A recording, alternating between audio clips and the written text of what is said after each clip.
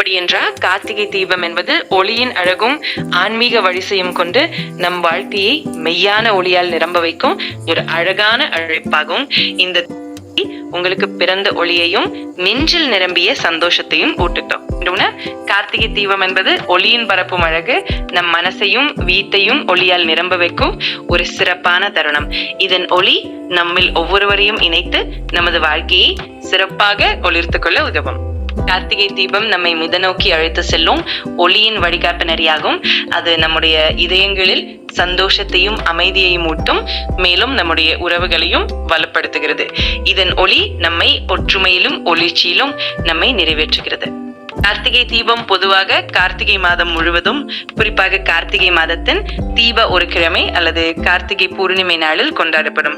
இந்த நேரத்தில் மக்களே வீட்டுகளையும் கோயில்களையும் அழகாக அலங்கரித்து தீபங்கள் வைத்து சிறப்பு பூஜைகளை நடத்தி குடும்பத்தினருடன் சேர்ந்து ஆனந்தமாக கொண்டாடுவர். இதோடு விருந்து தருவதும் பரிவையும் பகிர்வதும் முக்கியம். அடுத்த வீடியோவில் சந்திப்போம். நன்றி என்று சொல்லிவிட்டு எல்லாரையும் வாழ்த்துகிறேன்.